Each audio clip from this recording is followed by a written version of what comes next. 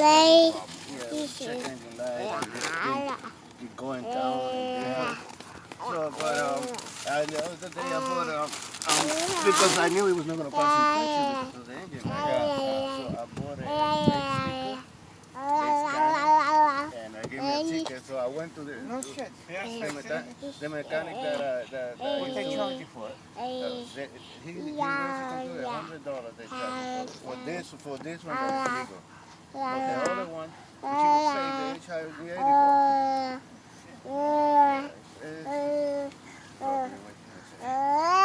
Baby, look at your cartoons.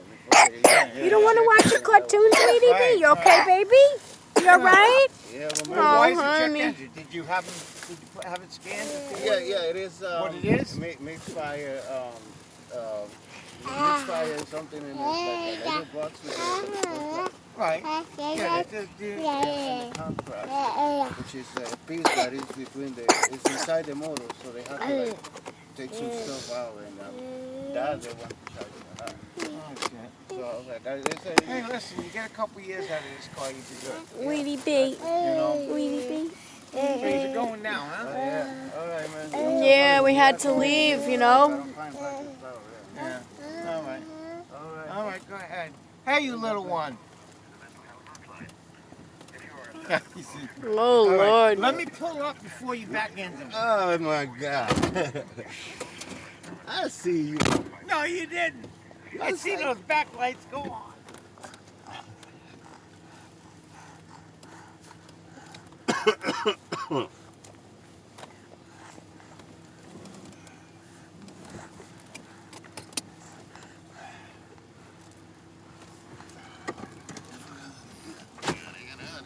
You did almost hit him.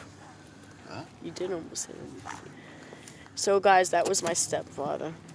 Thank God he wasn't there the whole time. He just left, and you see how he had to come and, you know, say hi. So, guys, you seen the interview with my mother. She left everything out, of course. I tried to have a leading question about my stepfather, and when I said, oh, is he still on Megan's list? She just said, oh, no, and just left it as that. But I'm pretty much sure he has to still be on Megan's list. I'm going to look that up, that if once, you know, you're on Megan's list, and you see what she said about she couldn't take my kids in because she was sick.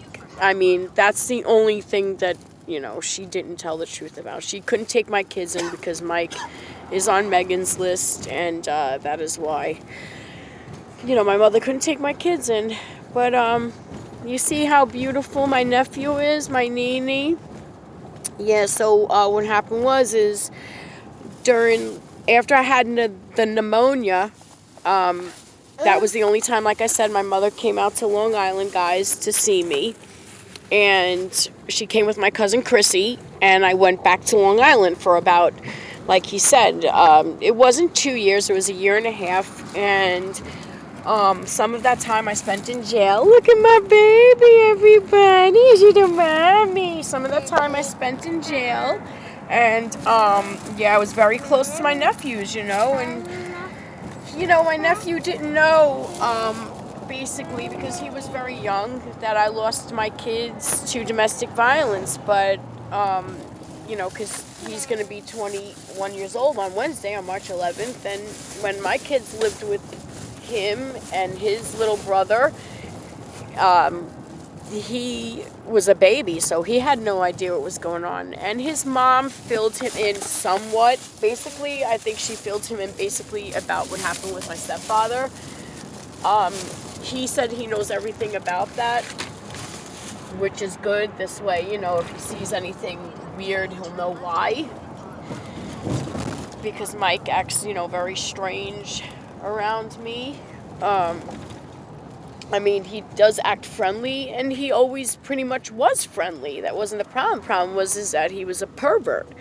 You know, I can honestly say that he never really laid his hands on me like that. He just, you know, was a horny old man, and he just wanted to have sex with me, and I was a confused young girl, and he bought me whatever I wanted, and took me on vacations, and moved out of the house with me when I was 16, and when I was, you know, about 16 and a half, that's when I met, you know, my friend Joe from school, and then I met George, my first two kids' father, and my dad got wind of the situation about what happened with my stepfather, and he called the police and got him prosecuted.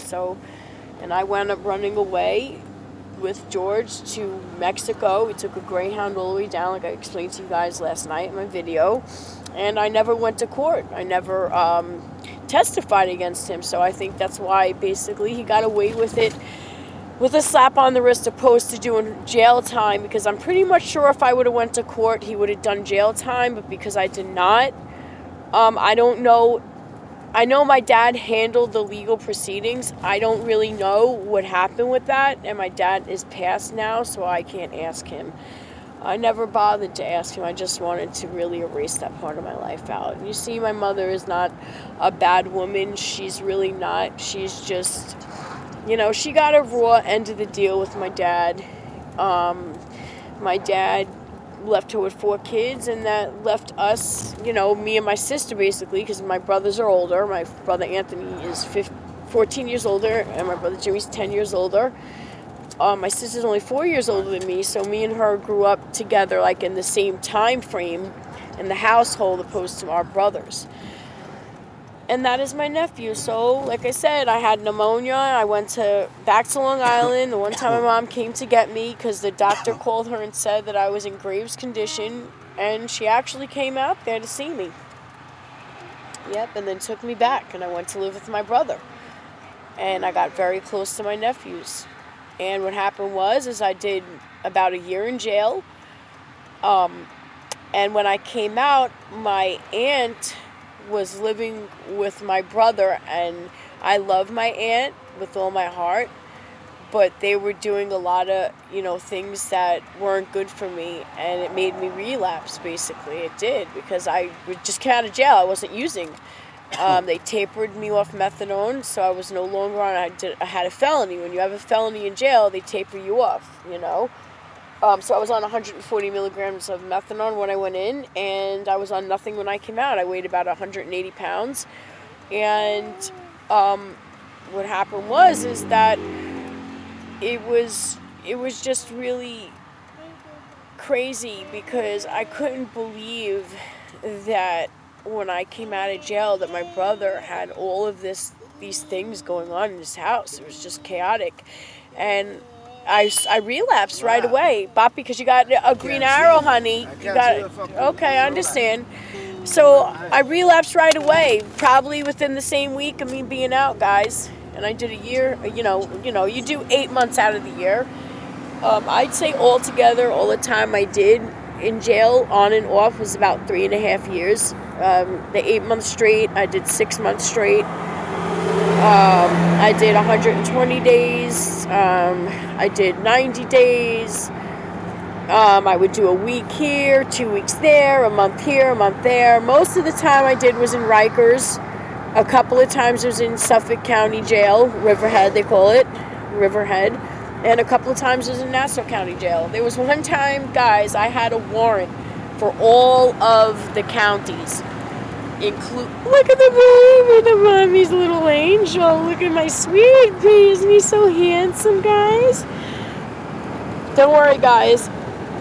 We got the car seat, but unfortunately, guys, my mom packed everything up in here. So please, guys, cut me some slack. He was in the car seat on the way.